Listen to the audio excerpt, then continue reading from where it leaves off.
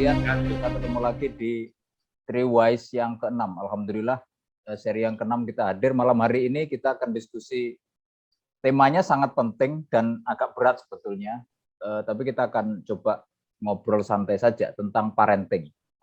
Jadi bagaimana sesungguhnya peran parenting, terutama bagi adik-adik kita, bagi anak-anak kita, keluarga muda muslim.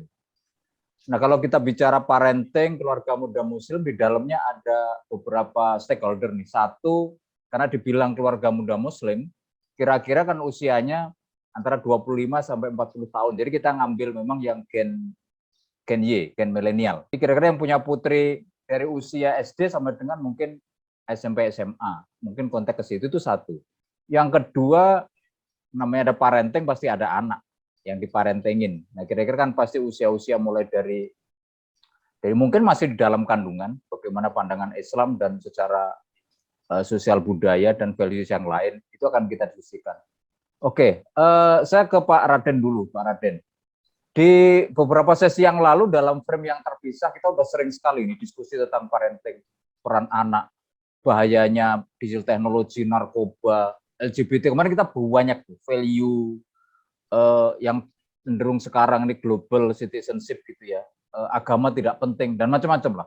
Tapi kita memang belum pernah membahas itu dalam satu frame yang utuh. Dan malam hari ini kita coba musatukan itu dalam konteks parenting. Seberapa hiruk pikuknya Pak Raden dalam konteks akhlak, pergaulan di luar untuk anak-anak kita lah terutama, dan tantangan bagi adik-adik kita, orang tua kita. Ya, terima kasih Pak Longgar. Assalamualaikum warahmatullahi wabarakatuh. Teman-teman semua, memang ada pepatah ya, lebih baik terlambat daripada tidak sama sekali gitu ya. Nah, kita memang terlambat sih, terus terang membahas ini. Ya, karena apa? Karena memang sudah banyak, kalau orang Amerika bilang damages gitu ya. Udah banyak kerusakan-kerusakan yang terjadi gitu ya.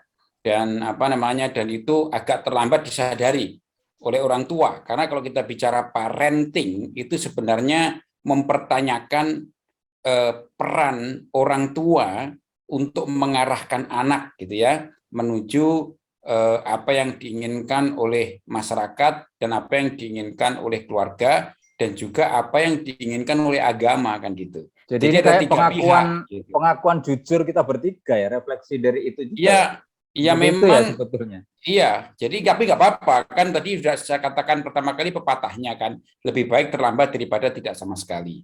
Ya, tetapi kita sudah terlambat, kita harus akuin itu gitu ya. Karena sudah ada beberapa kerusakan-kerusakan yang terjadi gitu ya.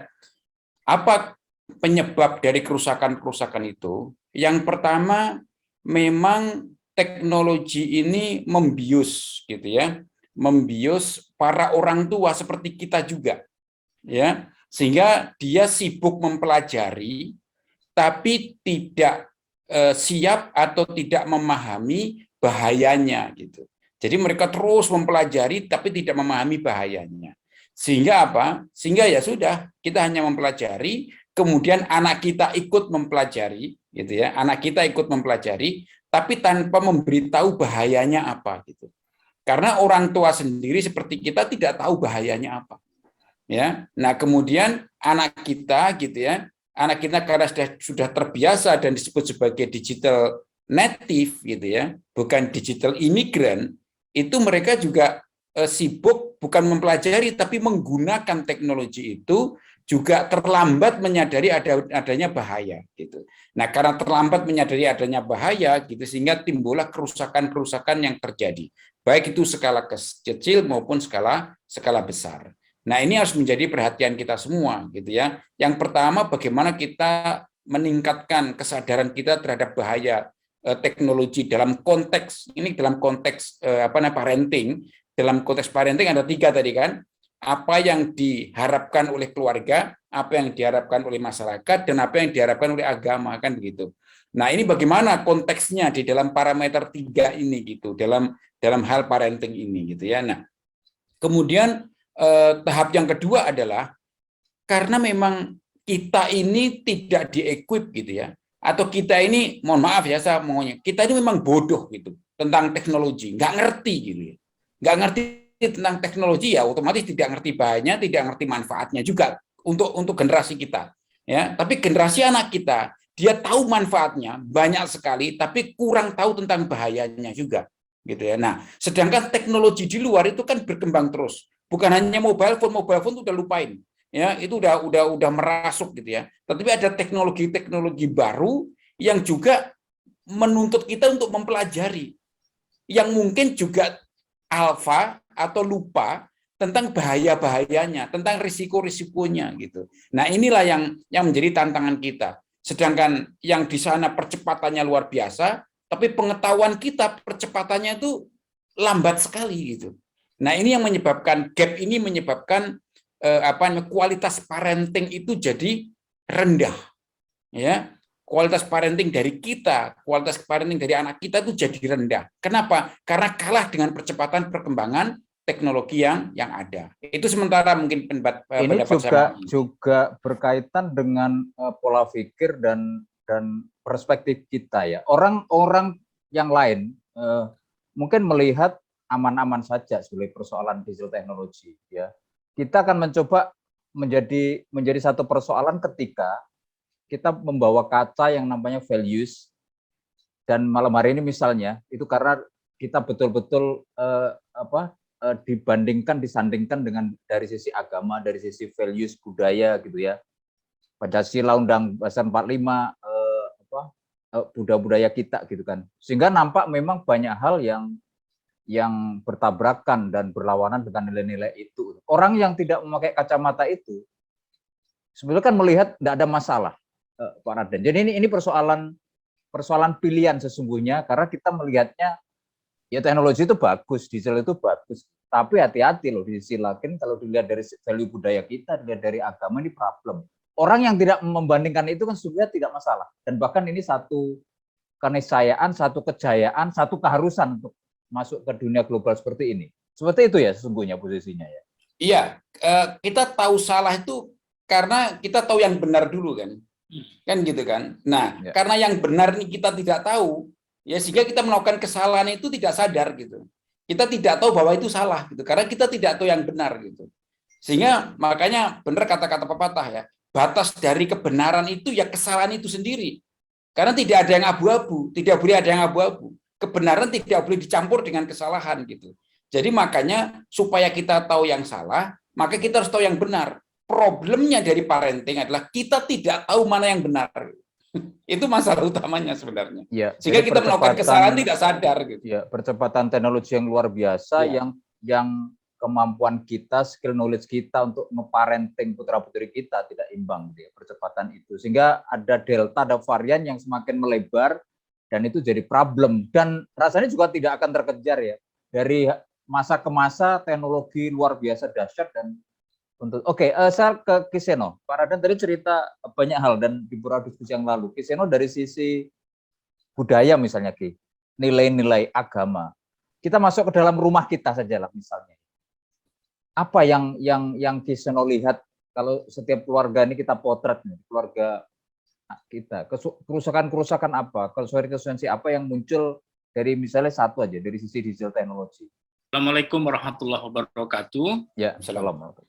Mas Lenggar, Mas Andi yang terhormat, tentang melihat perkembangan masyarakat yang sekarang ini memang tidak bisa di semua sama gitu ya.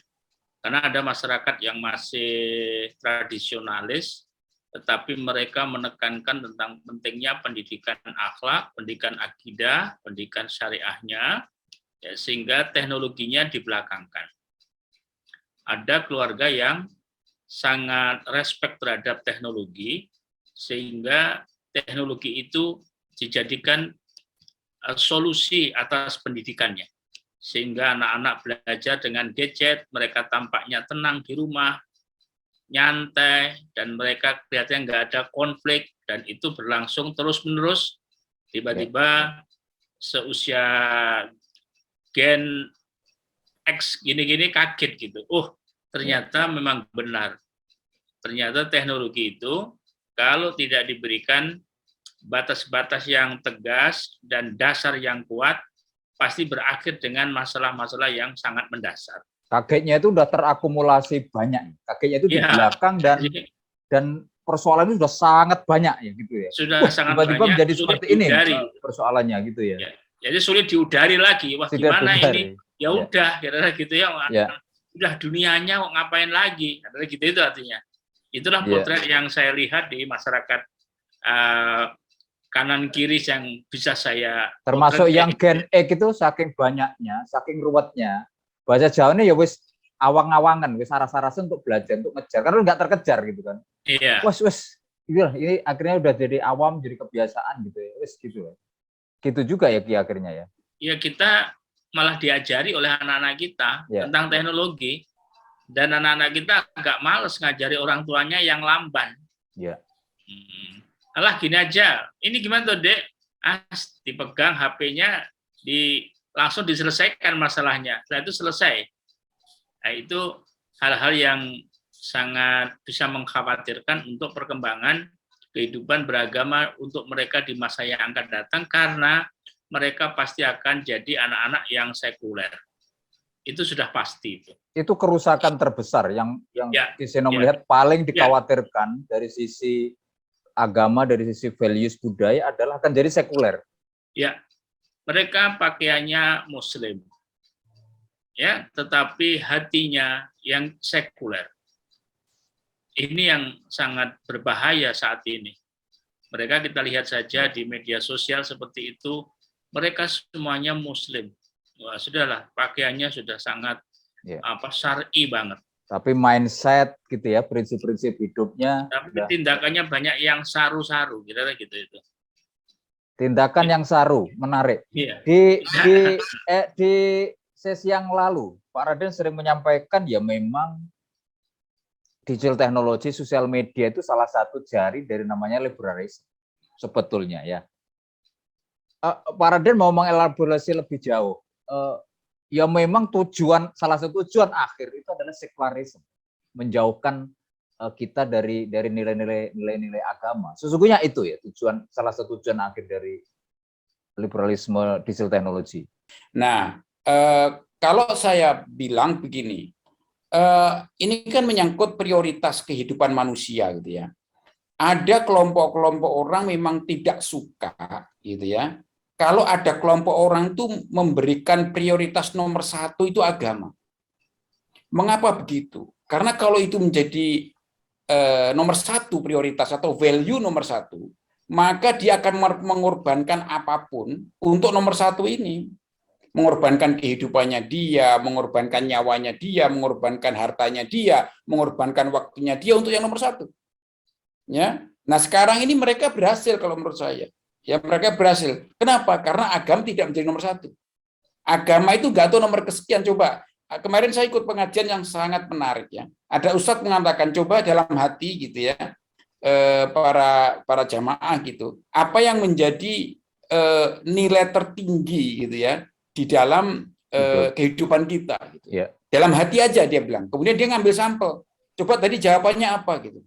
Ada yang bilang oh keluarga gitu ya. Kamu apa? Oh teman gitu. Oh apa? Ada yang jawab iman gitu. Ada yang jawab ibadah. Ada yang jawab macam-macam. Ya. Nah, tetapi nggak ada satupun yang menjawab itu agama nomor satu. Nggak tahu itu nomor keberapa. Iman mungkin masih bagus, tapi nggak ada yang naruh agama nomor satu. Jadi Pak Raden ini sesungguhnya Pak Raden tadi men-state ada sekelompok bagian, dan kelompok ini besar dan mungkin yang menguasai hari ini dunia lah ya, yang tidak senang, tidak suka kalau agama jadi prioritas karena itu akan kontraproduktif dengan kepentingannya. Jadi kalau diurut ya, sesungguhnya di puncaknya ini sebetulnya adalah gambaran yang sangat jelas dari pertempuran dua, gitu ya. Satu value-value agama, yang kedua yang anti agama, apapun itu bentuknya. Sesungguhnya itu ya. Jadi yang kita bahas hari ini adalah kesuksesan dari yang anti agama, liberalisme sedang bertempur dengan gitu ya sebetulnya ya. Ya sebenarnya poin saya, ini kesimpulan yang ingin saya jelaskan tadi sebenarnya adalah orang tua pun demikian. Ya. Kita lihat ketika saya sama istri saya, ketika anak saya mau masuk universitas, dia dileskan matematika, bahasa Indonesia, fisika, itu kita mengeluarkan duit puluhan juta nggak apa-apa. Ya. Tapi apakah ada kita mengeleskan anak untuk memahami agama sampai puluhan juta? Nggak ada. Itu maksud saya dalam konteks pemikiran parent, orang tua juga sama. Ya. Prioritasnya bukan itu gitu. Itu problem besar sih menurut saya gitu. Ya, oke. Jadi balik-balik yang terjadi di luar itu sebenarnya juga cerminan dari dalam ya. Jadi mindset kita, self talk kita itu sebetulnya tidak jauh-jauh dari hedonisme segala macam. Sebetulnya ya, sebetulnya yang kita bicarakan. Oke. Kiseno, saya pengen kembali ke hal yang paling mendasar, pandangan Islam.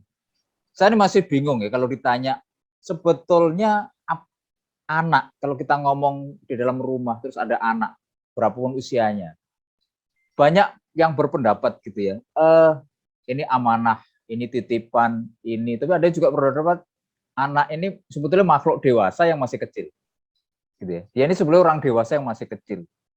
Salah satu tugas orang tua adalah untuk memahami, membimbing. Saya tidak ngerti. Jadi pandangan Islam melihat sebetulnya siapa yang dibilang anak sesungguhnya. Itu satu. Yang kedua, orang tua itu sebenarnya tugas utama orang tua terhadap anak itu apa sih? Terus yang ketiga adalah sesungguhnya fungsi utama rumah.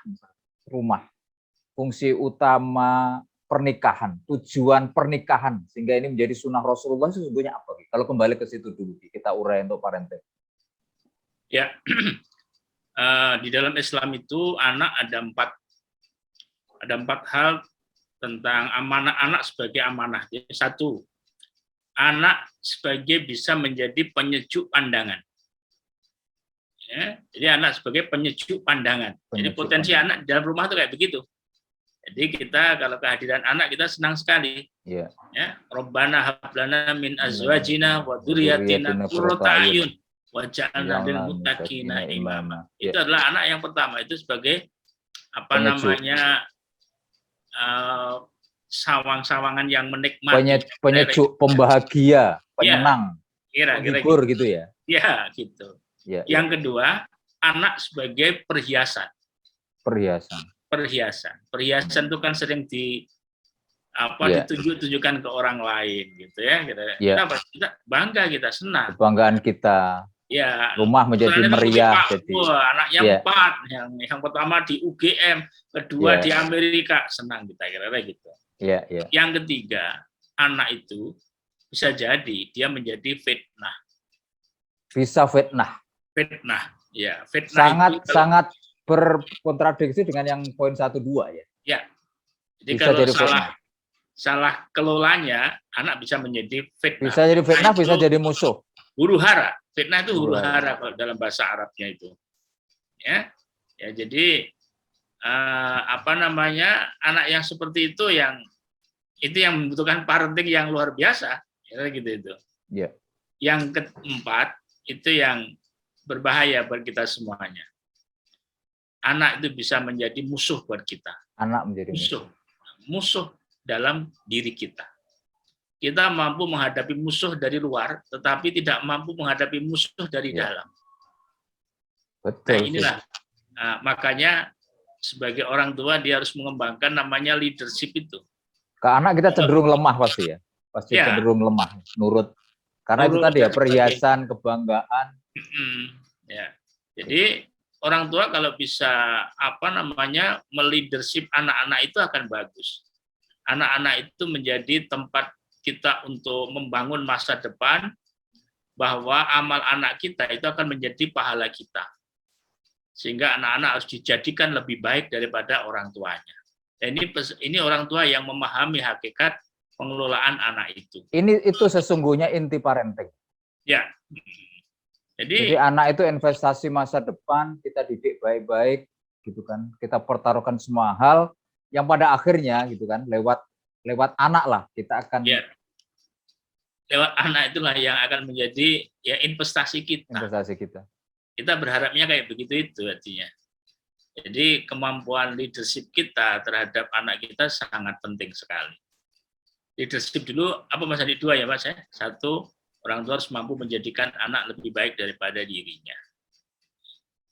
Dan berarti dia juga siap menggantikan kita untuk peran-peran khalifah fil ard, menjadi pemimpin di muka bumi. Ya, kira-kira gitulah. Ya, itulah anak sebetulnya dalam Islam seperti itu. Oke, 4 fungsi anak tadi. yang 2 itu produktif, yang 2 hati-hati, itu berlawanan dengan poin 1-2 sebagai perhiasan, sebagai penghibur, yang 3-4 bisa jadi fitnah dan bisa jadi musuh, gitu ya. Iya, betul. Disinilah peran parenting, pentingnya parenting, tujuan parenting dalam, dan itulah kunci dari rumah, fungsi dari rumah sesungguhnya. Ya. Saya bilang rumah. Oke. Karena kan ini orang tua ini yang kata Rasul yang mampu menjadikan anaknya sebagai Yahudi, Nasrani atau Majusi. Siapa orang tuanya? Nah, orang tuanya di dalam rumah itu ya ayah ibu, kakaknya, adiknya, pembantunya, di luar rumah ya tetangganya, tetangga RT.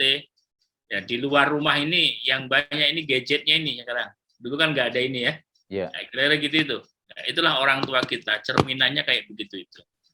Maka di masyarakat kita masih bertarung antara orang yang sangat saklek terhadap parentingnya, ada orang yang sangat longgar dengan yang bersifat parenting dengan gangguan teknologi dan sebagainya. Yang punya agama kuat, bangun dasar-dasarnya, tancapkan dalam hatinya. Insya Allah dia akan selamat. Kalau toh melenceng itu ya melenceng sedikit nanti kembali lagi.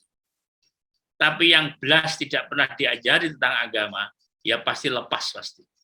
Dia akan menganggap orang tua itu hanya ya sekedar saya dilahirkan kayak begitu itu. Dia tidak punya jiwa-jiwa menyembelih itu apa? Berbakti, berbuat baik kepada kedua orang tuanya.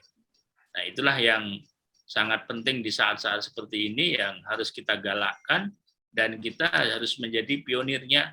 Dan ini yang bagus sebetulnya sekarang masyarakat dengan adanya hijrah itu menjadi Muslim disruption.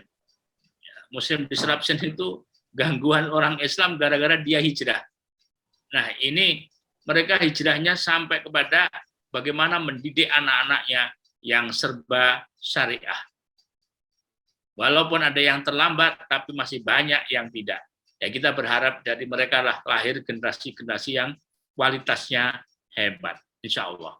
Ya, oke. Ke Pak Raden, Kiseno tadi sudah mengurai 4 fungsi anak tadi ya, penghibur, penghias, tapi juga ada 2 hal yang berbahaya gitu ya, hati-hati karena ini bisa jadi musuh gitu kan. Yang kedua juga bisa jadi tadi yang pertama pemusuh, yang satunya fitnah. Oke. Termasuk itulah konteksnya parenting. Nah, Pak Raden yang expert untuk digital teknologi terutama ya, saya kembali lagi ke situ. Hari ini kita bayangin di rumah keluarga muda muslim apalagi gitu ya. Bayangin anak-anak kita misalnya, usia 25 tahun, 30 tahun, anaknya mulai kecil. Kan hampir dibilang sudah satu keniscayaan hari ini gitu ya. Di rumah tidak ada namanya gadget. Tidak ada namanya sosial media. Akhirnya kan ekstrim kirinya nggak boleh sama sekali. Ya, ada risiko tentunya. Ya, jadi mulai nggak ngerti informasi, menjadi kuper, dan bukan hanya anaknya, tapi juga orang tuanya. Gitu.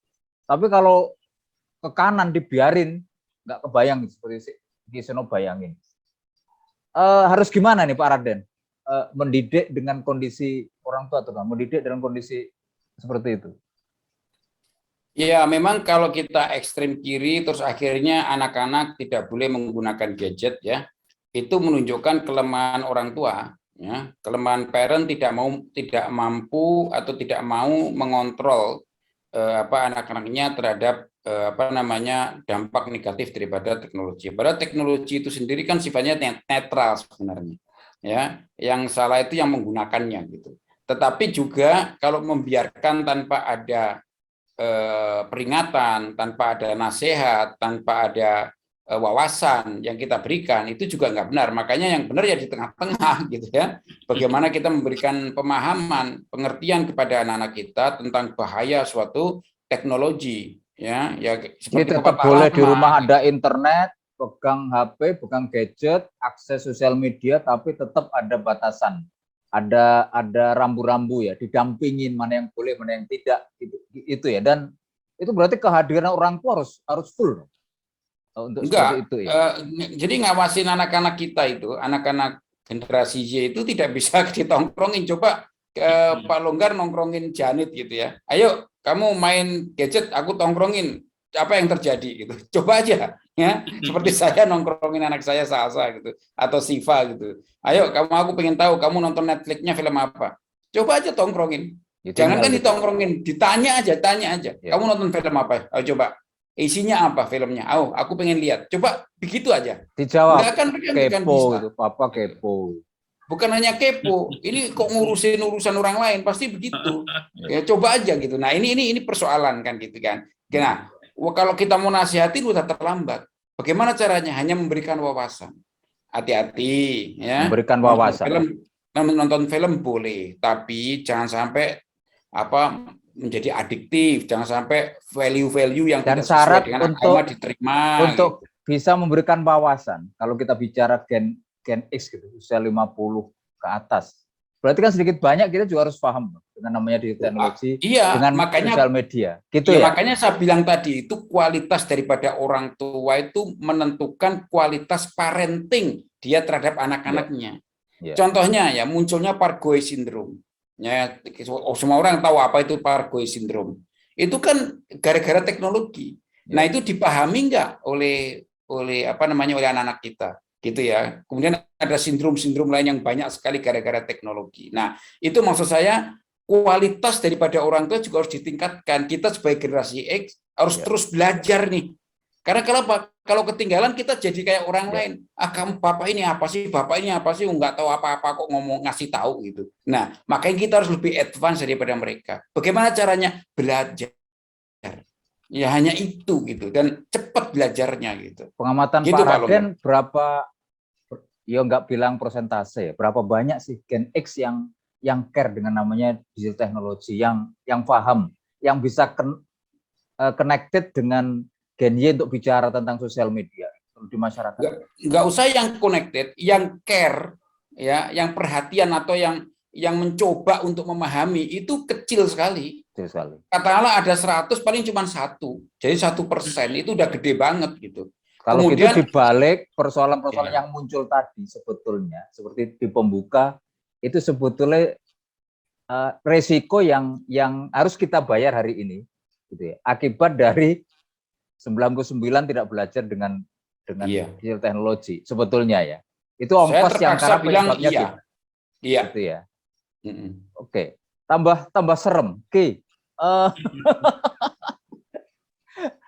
Serem sekali situasinya, Kiseno. Dari sisi agama Islam, tuntunan sama pertanyaan saya seperti Pak Raden. Tadi Pak Raden sudah ngasih tip and trick gitu kan. Kiseno sudah bilang ya tidak semua orang tua dalam satu keluarga apapun penyebabnya gitu kan tidak memperbolehkan pakai gadget, bisa mengirim ke pesantren segala macam kan. Itu yang seperti itu kan jumlahnya tidak banyak. Benar ya. Yang mayoritas kan hidup normal ya, seperti keluarga saya, keluarga Pak Raden kan. Gimana itu Ki untuk yang mayoritas ini? Yang kita harus mendidik di rumah. Dari si agama seharusnya gimana sih pegang-pegangannya? Mulai dari dini lah. Mulai dari anak masih kecil sekali atau masih dalam kandungan lah boleh dibilang. Ya. Jadi sekarang ini timbul kesadaran di kalangan anak-anak milenial terhadap bahayanya kecanduan gadget. Mereka sudah mengalaminya. Sehingga saat ini banyak sekali diadakan seminar-seminar hipnomotivasi, kemudian kecanduan gadget dan sebagainya. Nah, sesungguhnya itu kapan itu mulainya? Pendidikan di dalam Islam itu kan dimulai dari kandungan sampai kematian. Itulah pendidikan dalam Islam. Dan ternyata di dalam kandungan itu begitu terjadi pembuahan, itu kita sudah bisa berkomunikasi dengan janin. Sampai usia 120 hari. Maka orang-orang dulu itu melahirkan kita-kita ini karena toko brotonya pada saat itu luar biasa. Kalau bentuk komunikasi dengan janin, ya. Setelah 20 hari itu konkretnya kayak apa Ki caranya? Jadi konkretnya itu caranya kita membaca Al-Quran. Kemudian disapa mereka, Assalamualaikum. Lalu kita jangan berkata-kata yang kasar, jangan berkata yang maksiat. Ya. Kemudian hal-hal yang bersifat positif itu dimasukkan dalam hubungan kita. Lah, orang tua yang bahagia itu nyambung dengan yang ada di janin itu. Sampai dia lahir, sampai dia umur 7 tahun. Itu kalau bisa kita desain anak-anak itu dengan perilaku kita, dia akan tumbuh jadi anak yang hebat. Orang tua kita dulu memberikan pendidikan yang sangat bagus sebetulnya. Cuman belum ada gadget kan gitu aja ya. Termasuk kalau di budaya Jawa ada selamatan gitu ya, ada 4 bulanan, 7 bulan itu konteksnya sebetulnya berkomunikasi, mengawal, mendampingi itu ya sebetulnya. Sejak dulu sudah ada nilai-nilai itu ya, mendoakan gitu sebetulnya. Coba kita ini kan dididik orang tua kita kan nggak lama ya, nggak lama kita didik orang tua, kita keluar, tetapi nilai-nilai dari orang tua kita bawa. Sing jujur loh. Kita membawa nilai integritas itu sampai sekarang. Coba yang tidak ada nilai itu, anak-anak akan bebas melakukannya. Hati-hati kamu melakukan begini ya, hati-hati begini, jangan begitu. Berbuat baiklah, karena berbuat baik akan kembali pada dirimu. Nggak usah khawatir dengan masa depan. Itu kata-kata yang diberikan orang tua kepada kita ketika kita masih kecil. Oke, itu tadi komunikasi selama dalam kandungan. Ketika setelah lahir, terus sampai dengan anak-anak, apa poin-poin yang penting untuk parenting? Jadi children see, children do, gitu aja. Anak melihat, anak melakukan, gitu itu. Nah, apa yang kita lakukan, apa yang kita contohkan kepada anak kita akan ditiru oleh dia. Persis mereka melakukan seperti kita. Orang tua adalah cermin anak, anak cermin orang tua, gitu ya. Kita sekarang rajin baca, anak-anak kita pasti ada yang rajin baca. Kita suka nonton, ya anak-anak kita akan suka nonton dan lebih horor daripada kita, kira-kira gitu ya.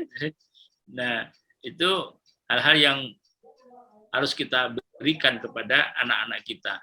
Dan kesadaran ini sudah mulai tumbuh sehingga ada namanya Muslim Disruption itu, dengan tema besarnya hijrah itu menghijrahkan diri keseluruhan mereka itu. Ya makannya, ya tidurnya, ya hotelnya, semuanya serba harus syariat ini, kira-kira gitu itu. Itu dalam rangka menanamkan nilai-nilai juga kepada anak-anaknya. Mudah-mudahan ya ada bekasnya lah itu. Ya, lagi-lagi ini persoalan keteladanan. Jadi lagi-lagi setelah kita runut mulai dari depan ya, apa yang terjadi sekarang ini sesungguhnya adalah reflected dari gitu ya, imbas dari pola pendidikan kita. Jadi kalau kita ngomong Gen Y sekarang ini itu reflected dari generasi X kita ya polanya ya, loss dari sisi digital teknologi segala macam. Dan seperti Pak Raden sampaikan, meskipun ini sudah terlambat, tidak ada salahnya untuk ini sebagai pembelajaran dan bagi terutama bagi anak-anak generasi Y. Oke, Pak Raden dan Kiseno, kita sudah ada di ujung diskusi. Jadi kita tadi sudah membahas apa sesungguhnya peran anak. Tidak ada 4 gitu kan. Terus orang tua sesungguhnya harus berperan bagaimana dalam rumah dan apa sesungguhnya rumah gitu. Yang kedua juga imbas dari yang hari ini terchallenge besar adalah digital teknologi. Di satu sisi ini banyak membantu hidup kita menjadi lebih mudah, tapi ingat gitu ya, ada imbas juga, ada disadvantage juga yang harus disadari oleh orang tua. Dan yang ketiga adalah tip and trick, baik dalam konteks keluarga muda Muslim modern maupun dari pandangan Islam sendiri, bagaimana harus mendidik anak mulai dari masih dalam kandungan sampai dengan sudah menjadi anak-anak. Baik, di ujung sesi mohon berkenan untuk memberikan summary, poin-poin penting, terutama bagi anak-anak kita lah ya, generasi muda Muslim yang hari ini punya putra-putri kecil masih dalam kandungan dan akan lahir. Monggo Pak Raden. Iya, mungkin pesan saya kepada anak-anak kita gitu ya, yang sudah menjadi orang tua gitu ya. Teknologi ini selama dunia masih ada ya, dia akan terus berkembang dan akan sangat cepat ya. Kemarin saya mendengar ada satu satelit namanya James Webb yang sudah diluncurkan ke angkasa luar oleh 4 negara atau 5 negara gitu ya, yang dia bisa menembus di luar bumi, bahkan ada yang sudah mendarat di Neptune. Nah, itu tidak bisa dipandang enteng ya, karena akan ada perubahan-perubahan besar ke depan gitu. Nah, jangan sampai gini, anak-anaknya, cucu-cucu kita, cucunya generasi X gitu ya, itu satu, jangan sampai ketinggalan teknologi, itu pasti ya. Yang kedua juga, jangan sampai juga dampak negatif teknologi itu terdampak pada anak-anak cucu kita. Ya, itu makanya harus ada alert ya, harus ada awareness, harus ada kesadaran bahwa setiap kemajuan ya itu pasti ada sisi gelapnya yang harus kita hindarin atau kita minimalkan risikonya gitu ya. Tetapi kalau kita tidak mempelajari teknologi sama sekali, maka kita juga akan hancur juga. Karena apa? Orang lain mempelajari dan itu bisa dijadikan alat untuk apa? Untuk menghancurkan tauhid kita, menghancurkan keimanan kita juga. Jadi kita harus mempelajari, tetapi jangan sampai sisi gelap daripada teknologi itu berdampak kepada kita dan keluarga kita. Saya pikir itu. Thank you, Kiseno, monggo.